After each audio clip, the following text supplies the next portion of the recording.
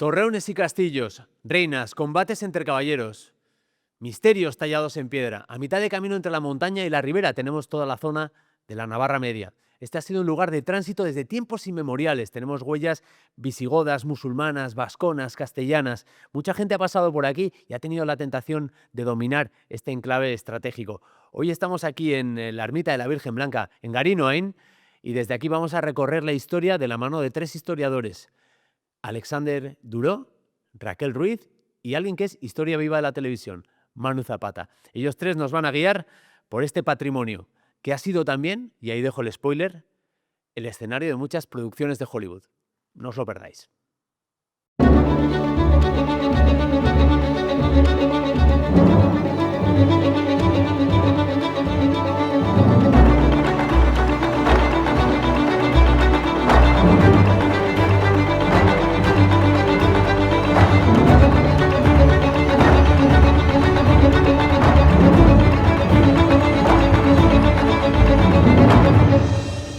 Bueno, pues tenemos con nosotros a Àlex Duró, arqueólogo catalán, experto en humanidades digitales, afincado en la zona media, en Valdorba, si no me equivoco, ¿verdad? En Orisvain. Buenas tardes. Muy bien, buenas tardes, ¿qué tal? ¿Cómo estás? Tenemos también a Raquel Ruiz, historiadora, yo diría que olitóloga, ¿no? Porque en lo que se refiere a Erriberri, Olite, tú controlas un poco. Un poco. Hay gente que sabe más que yo, pero bueno, en cualquier caso me gusta mucho, sí.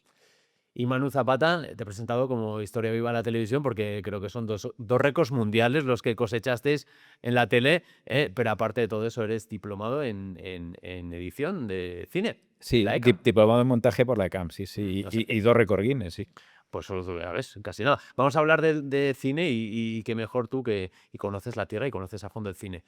Empezamos con los tres remontándonos un poquito a la historia antigua, porque me gustaría hablar de los yacimientos y del patrimonio de la Edad del Hierro. Aquí tenemos, por ejemplo, el yacimiento Museo de Eretas, Àlex, y también tenemos los dólmenes de Artajona, bueno, patrimonio muy bien conservado. Vaya, sí, en zona media, y al ser una zona de paso, como bien sabemos todos, que es una zona estratégica, una zona de paso de comunicación entre la ribera y la cuenca de Pamplona, tenemos en el territorio el yacimiento de las Eretas o lo que serían los dólmenes de Artajona como elementos que podemos visitar in situ y podemos conocer esa época de la prehistoria y de la protohistoria. Pero también tenemos un montón más de patrimonio que no se puede visitar porque está o bien en fase de estudio o en algún caso se encuentra concentrado en el propio Museo de Navarra. También hay cosas muy importantes dentro de zona media, aparte de Eretas y de los dólmenes de Artajona, pues también tendríamos pues, bueno, la estatua Estela de Turbil, que salió en Beire. Tenemos también un reciente hallazgo que apareció en Tafalla de un depósito de cobre que nos habla de esas interrelaciones con la Europa atlántica en cuestión de comercio, ya en un momento muy temprano, en la Edad del Bronce. Y luego tenemos multitud de pequeños asentamientos, ¿no?, que se llaman castros, que configuran ese espacio de la Edad del Hierro. Pero los dos elementos, que los dos elementos claves son ahora mismo y que se pueden visitar y que nos explican perfectamente ese momento de esa época antigua o lo que sería la prehistoria y la protohistoria, es decir, todo lo que hay antes de la llegada de los romanos, serían tanto los dólmenes de Artajona, que es un espacio funerario donde hay un conjunto de dólmenes que están un poco separados, hay que ir con el coche hasta arriba, no está en Artajona en sí, sino está en la Muga con Enériz y Añorbe. Y luego tenemos el yacimiento de las Eretas, que es un espacio muy singular para comprender cómo esas poblaciones hace unos 2.500 años se asentaban hasta en las zonas más cercanas al río y fortificaban sus poblaciones, ya construían las casas planificadas en línea, con murallas, es decir, con un sistema de organización social complejo. Y tengo entendido que además en el yacimiento están las murallas, Está hay un reconstruido. torreón, hay una vivienda y puedes hacerte a la idea como fielmente de cómo era la vida en aquella época. Hay una reconstrucción real de una vivienda alargada de la Edad del Hierro, que está adosada a la muralla, sus tejados de vegetales, con la distribución interior, con el horno, con los elementos necesarios para poder vivir, abajo la convivencia y arriba pues un poco el almacenaje y dormir. Ahí. Ujú. Y ya has hablado de los romanos, llegan luego los romanos. De los romanos también tenemos un legado, pero ellos no tardaron en darse cuenta del potencial de esta tierra y dejaron su huella como en Andelos, ¿verdad? Pues sí, de época romana es extremadamente importante la situación. A ver, es complicado el tema de la época romana porque Navarra entra en la historia cuando hay un conflicto en las guerras sertorianas y llegan las tropas de Pompeyo, que posteriormente hará una fundación general que se llamará, nosotros lo conocemos como Pompaelo, pero es como coger todo un territorio y llamarle de una sola manera, ¿vale? Bueno, pues entonces cuando llegan esta gente en ese contexto, lo que va a pasar es que cambian todo el sistema de funcionamiento de las poblaciones autóctonas, ¿no? Todos esos castros de la Edad del Hierro se desestructuran. Entonces, la población romana que llega, en alguna parte son tropas y otra es la población autóctona que se puede haber romanizado o las tropas se pueden haber estabilizado aquí. Entonces tenemos dos puntos muy importantes. La ciudad romana de Cara, donde sabemos de que habían llegado las tropas, que estaría en Santa Cara, y luego la ciudad romana de Andelos. Que tengo entendido que a nivel de sistema de recogida de aguas y demás, es algo Es una espectacular. ciudad, entonces las ciudades son calles, casas, sistemas de abastecimiento, sistemas de saneamiento. Toda una ingeniería hidráulica tremendo, que sí, se puede apreciar, que se ve como, ¿no? cómo En está Andelos lo organizada. que tienes es la propia ciudad que la puedes visitar y la ciudad se abastecía a través de una presa que tenía una canalización subterránea que durante 3 kilómetros te trasladaba el agua a un depósito regulador y a través del depósito regulador se cambiaba de cota y a través de cambiar de cota pues se llegaban hasta las fuentes públicas, las casas y poder desarrollar toda una vida urbana con más o menos agua corriente cercana a la casa. Y algunas casas también. Muy bien, y luego decíamos que ha sido una zona de paso, lo hemos dicho en la introducción, tenemos huellas visigodas, musulmanas, vasconas, castellanas, aquí hay un poco de todo. Sí, claro, ser una zona de paso, pues lo que tiene es que no es tanto que hayan venido mucha gente, sino que la gente de aquí pues se ha ido transformando sus patrones culturales en función de las A la influencias de las personas que hayan podido ir pasando. Y luego están las luchas familiares de la Edad Media, ¿no? Que es un poco Juego de Tronos. Ha habido ahí traiciones, padres, hijos, herencias, repartos, ¿no? Un poquito de todo. Bueno, la nobleza siempre se ha caracterizado por la perpetuación del linaje. Entonces, en la perpetuación del linaje puede pasar de todo, o contratos matrimoniales, que es lo más habitual, luego disputas, avaricia, al fin y al cabo. Lo resumimos como avaricia, ¿verdad? Me ha gustado, la nobleza se ha caracterizado por la perpetuación del linaje. Eso no como muy... Pero detrás de eso había muertes, traiciones, avaricia, ¿verdad? Habrá algunas, pero lo fundamental, y que es lo que nos está explicando la escultura del románico, es la perpetuación del linaje. Es decir, la necesidad de... Y ahí tienen mucha importancia las damas, las mujeres. Es muy importante comprender cómo la nobleza no son esos hombres, esa sangre, esos fuegos, sino cómo esas mujeres ayudan a que esos linajes de esos hombres que les gusta quizás batallar tanto, perpetúan esos Damas linajes. como Leonor de Trastámara, por ejemplo, y ahí ya nos vamos hacia Olite y le pregunto a Raquel, tenemos el Palacio Real de Olite Riberri, es la joya de la corona del patrimonio medieval de Navarra Media. ¿Qué debemos saber del castillo, todo aquel que lo visita por primera vez? Bueno, Olite se convirtió en una de las sedes reales, ¿sí? del Reino de Navarra. O sea, es decir, ya en principio en el 11 diferentes reyes de Pamplona y luego de Navarra eligen Olite un poco por estar también situados, ¿sí? Estaba muy cerca de lo que eran las villas más importantes del reino. Se habla también de un clima suave, ¿sí? Si lo comparamos con el frío del norte o el calor del sur. Entonces, primero Reyes de Pamplona, en el 12 Sancho el Fuerte construye el primer castillo, ¿sí? En Olite, que es lo que ahora es el Parador Nacional de Turismo. En el 13 los Teobaldos transforman ese primer castillo en un palacio y son el siglo XIII, o sea, XIV, XV y XVI, un poco los siglos de máximo esplendor, que es con esta dinastía que yo creo que es un poco la dinastía más conocida de reyes que reinan, sí, que gobiernan en Navarra, que son los Ebre. Ellos, hay un rey y una reina, sí, especialmente importantes en Olite, que es Carlos III el Noble y su mujer, doña Leonor de Trastámara. Háblanos un poco de esta figura, porque creo que tiene un peso fundamental, ¿no? En que este palacio pues tenga también como un aire, como las cortes francesas, ¿no? Y una serie Sí, de... a ver, Carlos III el Noble había nacido en Francia, ¿sí? Él pasa sus primeros años en Francia y bueno, en la época en la que se construye el Palacio Nuevo, entre 1402 y 1424, la corte francesa era un poco la corte más referencia. lujosa, ¿sí? Del mundo. Doña Sería Leonor de como la Trastámara, portada de Lola de la época, ¿no? Un poquito. eso es, más o menos. Doña Leonor de Trastámara era castellana, que Castilla no era Francia, pero tampoco estaba mal.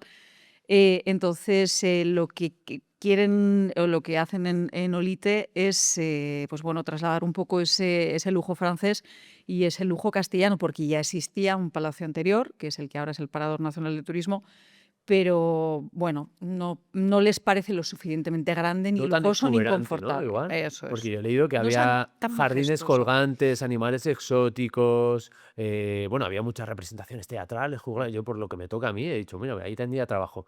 Había mucho juglar, de todo un poquito, ¿no? Sí, a ver, al final, pues bueno, es el lujo francés y por una parte es el lujo castellano, lo que hablábamos.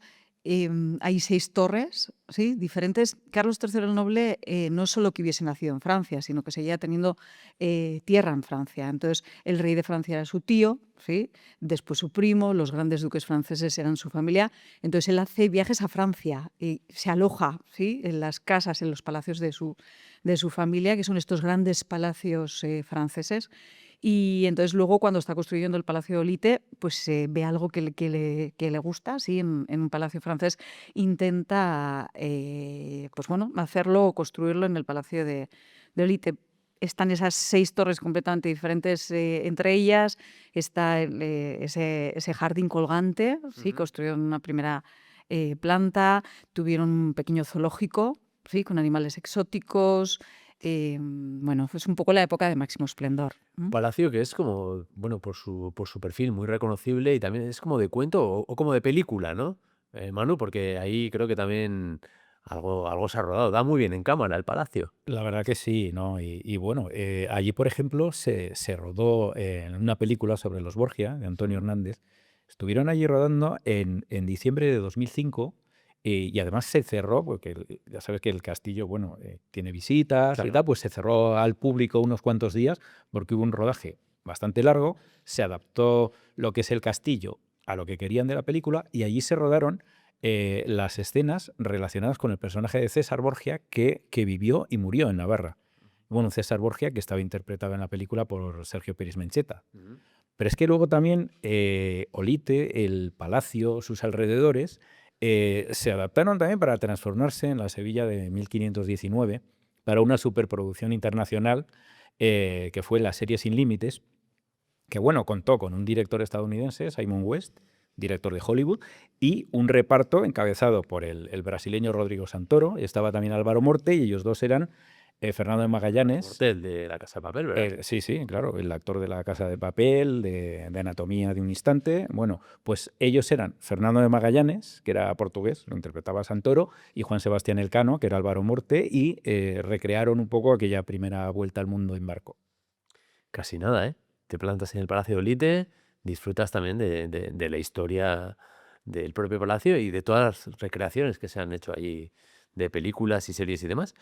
Y continuando con el palacio, te iba a decir, es todo un mix, ¿no? Porque tiene arquitectura gótica y francesa, pero también huellas hispánicas, detalles de inspiración mudéjar.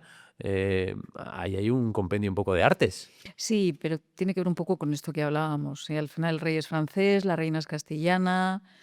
Y entonces llegan a trabajar en las obras del palacio, pues bueno, no solamente franceses, aragoneses, castellanos, por ejemplo, el tema de las yeserías mudéjares, que llegan pues de Tudela, llegan de Zaragoza, azulejos de Manises, incluso, por ejemplo, los plomeros, ¿sí? Ujú. Porque tenía un sistema para llevar el agua, sobre todo a los patios, con un sistema de tubos que salían de la torre del aljibe. Ese plomo, esos plomeros, llegan de Bristol, nada más y nada menos. O sea, quiero decir, es normal que hubiera influencias de un montón de sitios, porque al final llega un montón de gente diferente a trabajar, y cuando hacemos las visitas, a mí lo que me gusta es que la gente entienda un poco lo que tuvo que ser Olite cuando o sea, la cantidad de gente que llega atraída por esas obras, ¿sí? Pero bueno, no solo Olite, sino también Tafalla, porque lo que no podemos olvidar también es que a 3 kilómetros, sí, escasos de Olite, Carlos III el Noble y doña Leonor de Trastamara construyeron un palacio que en realidad costó más, sí, que el de Olite. Eso es, era así como el de Olite es como es como más vertical, el de Tafalla sería como más horizontal, ocuparía más espacio, y a mí me gusta un poco, lo comento en las visitas, y me gusta que la gente piense lo que sería la zona media, que ya es mucho, pero lo que sería la zona media, si en escasos 3 o 4 kilómetros tendríamos el Palacio Real de Olite y conservaríamos el Palacio Real de Tafalla. Aquí Manu, Sí, siendo de Tafalla. Es que es impresionante. Es que además hay una maqueta que hizo un señor de Tafalla, además, que le gustaba mucho, además muy bien documentada, y se ve lo que decías tú, esa horizontalidad que era prácticamente 1 kilómetro de palacio. Era impresionante, y esa maqueta se conserva, y bueno, y ahora está expuesta, creo que en la Casa de Cultura de Tafalla. Eso es, sí. Además del Palacio de Olite Riverri, tenemos también la Torre de Olcoz. Alex, ¿qué nos puedes contar sobre ese otro monumento que es? Bueno, pues a ver, aparte de la Torre del Coz, para ir hilando lo que estabas Sí. contando, por cerrarlo, Olite tenía la corte y Tafalla tenía, vamos a decir, la administración del reino, podríamos decir, porque Sí. el rey estaba en Tafalla y en la corte la teníamos en Olite. Y en el resto del territorio había una red y estructura de nobles que estaban también vinculados en Orissuain mismo. La nodriza de la reina Leonor estaba en Orissuain, y en Olcoz tenías otro linaje que ocupaba otro tipo de funciones. En este caso, la Torre de Olcoz es una torre destinada a un control territorial basado en los 2 caminos que te pueden ayudar a pasar lo que sería, entre comillas, el puerto del Carrascal y entrar directamente en la cuenca de Pamplona. Es decir, desde la Torre de Olcoz tú puedes ver toda la subida desde Puente la Reina y toda la subida desde lo que sería recorriendo el río Cidacos. Es decir, no está esa torre porque sí allí, no se le favorece a un noble porque sí, sino que se intenta hacer que determinadas casas nobles ocupen funciones muy importantes en la administración del propio reino. O sea, desde ahí, digamos, que vigilaban que Sí, estuviese sí. todo en orden, ¿verdad? Se ve Y todo de hecho, perfectamente. la estructura es como muy Es robusta una para torre evitar... exenta, es una torre autodefendible.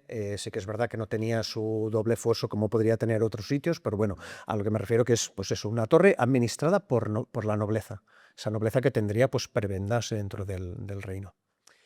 Por cierto, no os he preguntado con qué recursos informativos contamos los visitantes que vamos a ver, pues, por ejemplo, el palacio.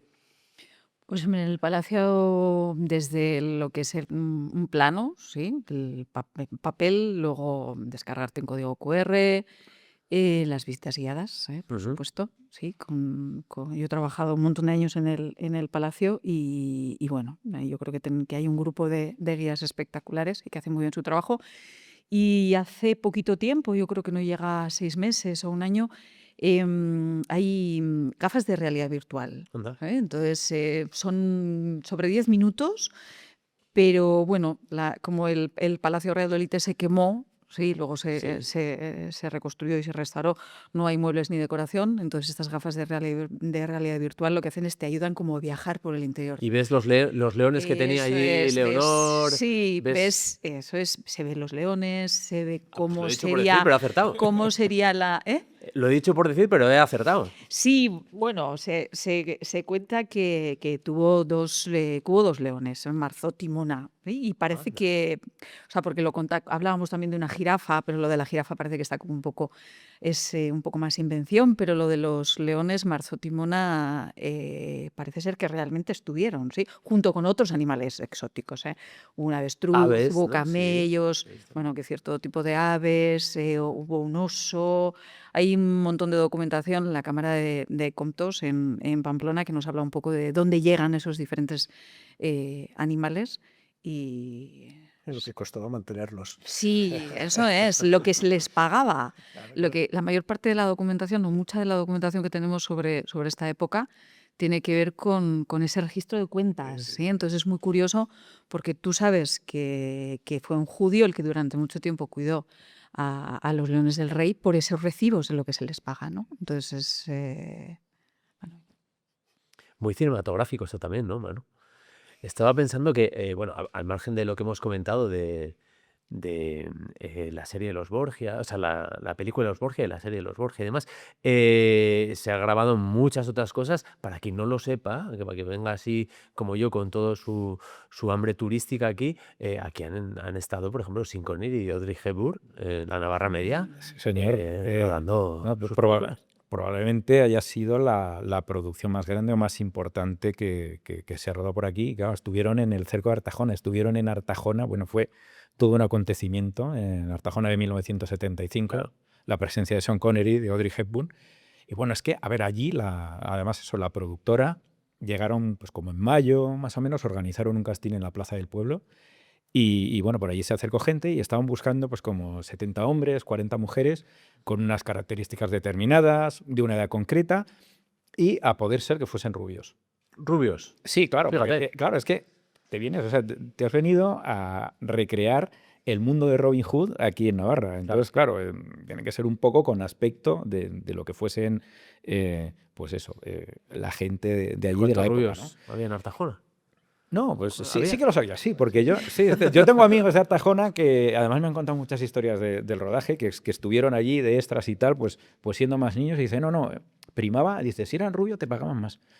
Y no, Ostras. sí, o sea, ya aparecieron 500 personas y la cosa es que, bueno, a los que fueron seleccionados les pagaban entre 750 y 1000 pesetas de la época, que era bastante dinero, y curiosamente, pues eso, los que eran rubios yo creo que cobraban más.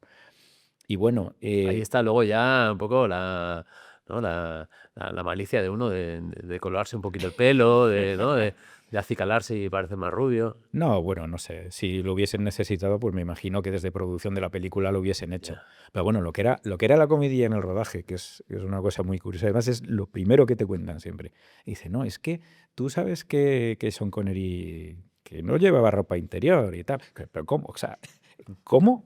Y dice, claro, tú estás rodando una película de Robin Hood, pues yo, pues como una especie de jubón y tal, con una falda de Claro. cuero, ¿no? Y hay una escena mítica, y además eso que se homenajeó esa escena en el Robin Hood también de Kevin Costner, que es Robin Hood con su compañero, escalan la muralla del cerco de Artajona y saltan a un carro de heno, porque están huyendo, ¿no? Les está persiguiendo el Sí, serie en yo el creo que final. la recuerdo. Y entonces la gente que estaba viendo el rodaje y tal, los extras y tal, que estaban ahí debajo de la muralla, se quedaron ojipláticos porque, claro, estaban viendo que Sean Connery iba a la escocesa.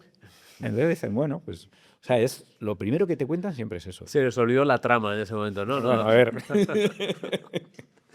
Bueno, ya veis que aquí de cine nuestro amigo Manu sabe muchísimo. Supongo que continúas con tu labor al frente también de Minertea, de la Asociación Cultural, ¿no? Sigues Sí, programando cine. seguimos haciendo cineforums, que la verdad que está muy bien. Y bueno, y estoy, bueno, trabajo en un canal de YouTube con Secretos de cine, que lo he Secretos mirado. del Cine, sí, con un amigo de Tafalla también, y ahí estamos dando el callo, pues haciendo críticas y siempre, pues eso, siguiendo el cine, los estrenos y tal, porque una cosa que te gusta, pues Claro que sí, no hay que dejarlo. Ha habido más producciones famosas y muy grandes recientemente. Juego de Tronos. Tengo entendido que el mar de Dothraki estaba en las Bárdenas, ¿no? sí, lo que pasa, bueno, te quería contar más Sí, cosas. sí, que sigue, no- sigue, que yo... No, que te quería contar más cosas de Robin y Marian. Por supuesto. Porque como hemos hablado de Sean Connery, me, Sí. me gustaría hablar también De Audrey de Audrey Hepburn, Hepburn. que venía de estar un tiempo sin rodar.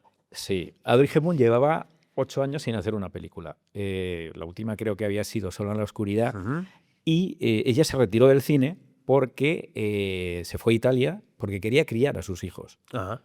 Y resulta que, curiosamente, fueron sus hijos o sea, los que la sacaron de este retiro. Porque cuando le ofrecieron hacer Robin y Marian, resulta que se enteraron que a Robin lo iba a interpretar Sean Connery. Y entonces sus hijos pequeños la pincharon y insistieron para que cogiese y, o sea, aceptase el papel de Marian porque iba a actuar junto a James Bond. Porque claro, Sean Connery era el James Bond de la época. Y entonces, claro, no, de ahí viene la cosa, ¿no? Y entonces, claro, ella aceptó el papel por varias razones. Primero, la cercanía a Italia, le pillaba muy bien. Luego, bueno, que le interesó muchísimo tanto la historia como su personaje. Y por último, por la insistencia de sus hijos Satisfacción de pequeños. por los niños, lo que sea, ¿no? Hombre, a ver. Y es que, bueno, la verdad es que llevaba 8 años sin hacer una película y levantó gran expectación entre aficionados al cine, prensa especializada. Ella tenía 46 años, Sean Connery 45. Y bueno, o sea, ella demostró allí que seguía en plena forma, mostró todo su talento y bueno, y la belleza y el atractivo de su estupenda madurez. Porque la verdad, o sea, está insuperable en la película. Pues ahora lo veremos con otros ojos. Es lo que pasa cuando te dicen, oye, esto se grabó en tal sitio, ¿verdad? Que de repente... Por Sí, cierto, James Bond también estuvo por aquí. Ahora que has dicho de James Bond, estuvo por aquí, ¿no? Creo que, si no me equivoco, alguna... Lo tengo apuntado, ¿eh? Pero la chimenea de... Ay, ay, ay. Ahora es cuando de Se te ha repente ido- empieza a buscar en se mis te ha ido- papeles. se- Y... se- se- Pero sé que en el mundo nunca es suficiente. Eso es. Hay alguna escena que se grabó... ¿No? En las Bardenas. Sí, y se ve uno de esos, llaman chimeneas, ¿no? Que son como esos picos de Bueno, esas vale. formas extrañas. No, te referías a eso. Bueno, Sí. a ver, El mundo nunca es suficiente. Bueno, una película de James Bond cuando, claro, no era Sean Connery. En este caso era Pierce Ah, bueno, Brosnan. claro, cierto. Estamos hablando de James Bond, pero no era Sean Connery, Sí, era sí, la sí, sí, época sí. de Pierce Brosnan. Y bueno, estuvieron rodando la película en el cabezo de cortinas, pues, Eso es. aprovechando pues, todo ese paisaje, ¿no? de lo que es la Bardena. Y lo que pasa que transformaron aquello o pretendieron que aquello, y además nos lo creemos cuando vemos la película, que es Azerbaiyán. Fíjate. Y bueno, recrearon una pista de aterrizaje, había explosiones, o sea, persecuciones de coches a toda velocidad por los caminos serpenteantes, aquellos que apenas tuvieron que aterrizar porque lo que es el paisaje, o sea, es espectacular el paisaje de la Bardena. Y allí estaban Pierce Brosnan junto a Denise Richards, ¿no? que estaban huyendo del malo de la película, que era Robert Carlyle, un actor también británico. Y bueno, es que además todo esto te lo puedo contar casi de primera mano porque en su día me enteré del rodaje. Y bueno, a mí como me gustaba siempre el cine, digo, bueno, pues vamos a ver. Y entonces me acerqué con el coche y salí de la carretera por los caminos Y de estuviste tierra, digo, ahí. a ver si llego al rodaje. Y no, pero bueno, me interceptó un control de la Guardia Civil y no me dejaron pasar. Así que bueno, pero bueno, muy bien, ¿no? Y allí, bueno, a ver, Las Bardenas es un plato de cine impresionante. Increíble. Allí se rodó, sin ir más lejos, aquello fue el Mar Dothraki, la sexta temporada de es. Juego de Tronos.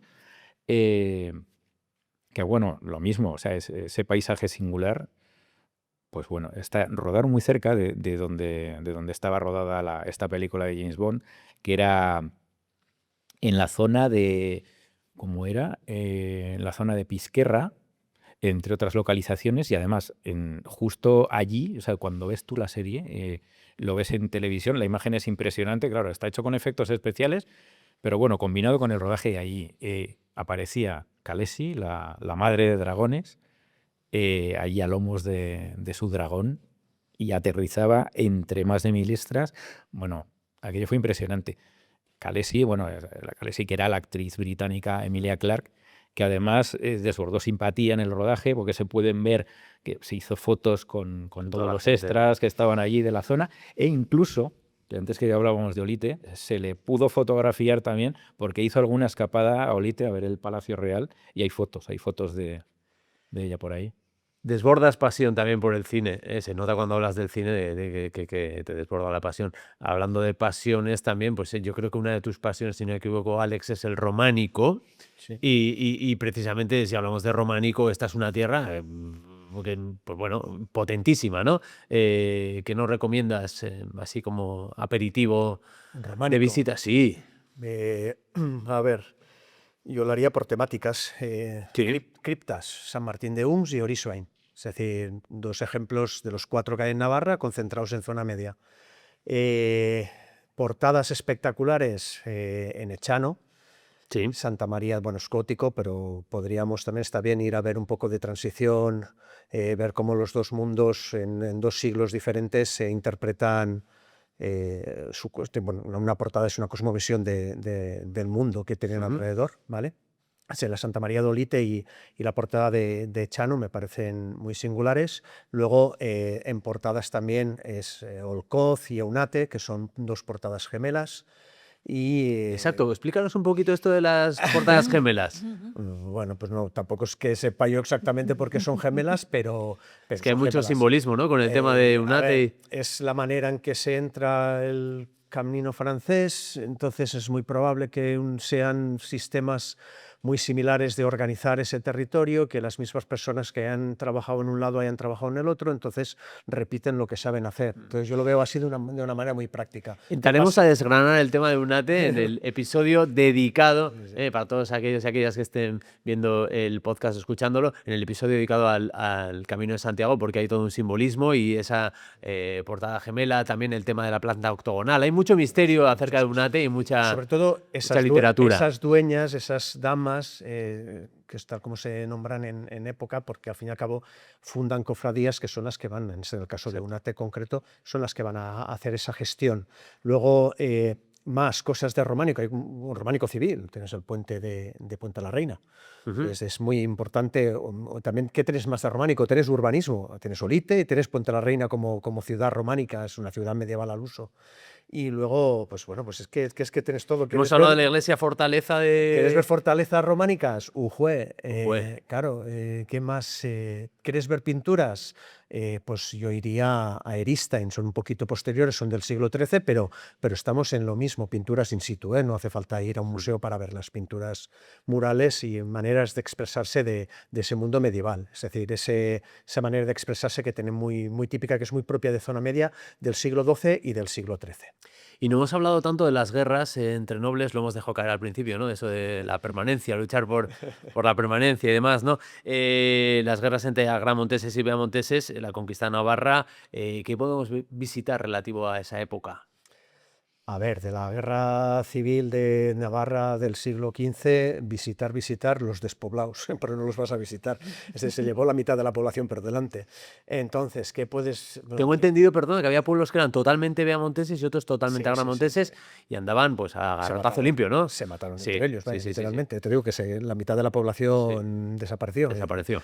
Yo creo que lo más importante de esa época es las consecuencias que hay luego de cómo se piden, es decir, quedan una pervivencia más documental que física. Tú no vas a ir a ver zonas de conflicto, de guerra, porque no vamos a encontrar. Pero yo creo que hay esa pervivencia de esas solicitudes de que se les perdonen pagar impuestos, esas cosas que van a ser muy, muy importantes en el siglo XV. Bueno, de hecho, para mí ese momento podría determinarse como ese fin de esa Navarra media cortesana en el hecho de Olite, es decir, Olite como un centro cortesano, Tafalla como un centro de poder político, y va desapareciendo, va perdiendo peso, y a partir de 1512, una vez esté conquistada Navarra, ya empezarán las destrucciones sistemáticas de todas sus fortalezas. Bueno, aquí y en toda Navarra, evidentemente. Muy bien, Raquel, no sé, os pediría a ti, a ellos también, pues una recomendación ya a nivel de edificio, monumento, lugar que no nos podemos perder. Hemos hablado un montón de ellos, no sé si alguno nuevo que puedas aportar o alguno que digas, no, mira, a tiro fijo, vete a ver esto. Pues hombre, a ver, a mí me gusta, o sea, yo trabajo sobre todo en Olite, pero un sitio que me parece que no hay que perderse es la iglesia fortaleza de Ujue. No, pues, Parece espectacular el edificio, sí, la historia, el lugar en el que está ubicado. Me parece que es visita obligatoria. ¿y vosotros, Manu? Oye, yo es curioso porque a la gente que viene de visita de fuera la suelo llevar a Ujue, pues a ver la iglesia fortaleza, porque me encanta, es algo impresionante y bueno, luego además aprovechas un poco allí el tema de la astronomía, las migas y estas cosas. Y luego también, bueno, por añadir, y ya que soy de Tafalla, pues también me gusta enseñarles una joya que tenemos en Tafalla, que es el retablo mayor de la iglesia de Santa María, que es de Juan de Anchieta, que es de estilo manierista y de finales del siglo XVI, a caballo entre Renacimiento y Barroco, y me parece algo impresionante, digno de una catedral, la verdad, porque está muy bien. Alex, una última recomendación para cerrar este Muchas episodio. tengo en la cabeza, pero no sé. El cerco de Artajona a mí me encanta, la verdad. Por decir un poco por la comida, pero el cerco de Artajona, la verdad que me parece extremadamente singular, porque yo creo que la gente lo que busca es esa combinación entre la imagen mental que tiene y la realidad. En un juego lo tienes, esa imagen, tienes el medievo ahí. Y yo creo que Artajona también lo tiene. El cerco de Artajona subes arriba y te quedas un poco sorprendido de la potencialidad que tiene como espacio para pensar, y luego con que puedes ver la película y es esa Artajona de los años 70, dices, te da aún más sensación, tienes como, no sé, No, me gusta, sí. me gusta. Y tengo entendido que además, pequeños detalles, porque allí las campanas se bandean al revés, A la ¿no? vuelta, sí, hacen el bandeo, lo hacen Sí, al sí. revés, y ver un bandeo, bueno, es Signo de verlo también, ¿no? Sí, El sí. tejado. Decías, Manu. Es curioso, El ¿no? tejado, Que claro. estaba hablando del cerco de Artajona, de historia y tal. Es que hay tejado una invertido. película que tiene que ver además con la historia de Navarra, que es La conquista de Albania, que también tiene escenas rodadas en Artajona. Yo la he visto. Una película del año 83, 1983, de Alfonso Hungría. Sí. El protagonista era Xavier Elorriaga, que además interpretaba a Luis de Beaumont, hermano de Carlos II el Malo, que es quien construyó la iglesia fortaleza de Ujue.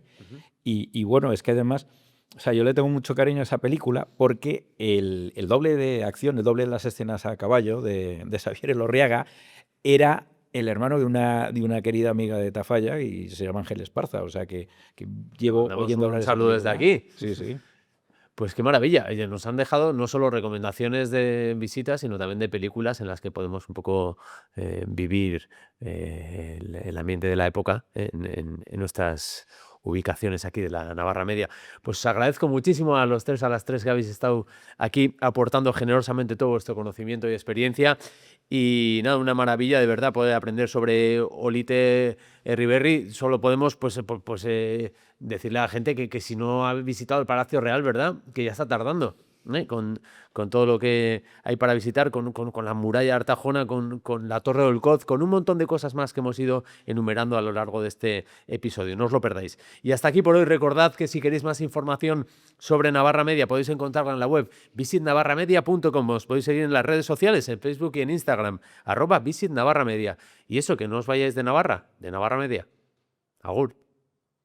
Financiado por la Unión Europea Next Generation, Plan de Recuperación, Ministerio de Turismo, Gobierno de España.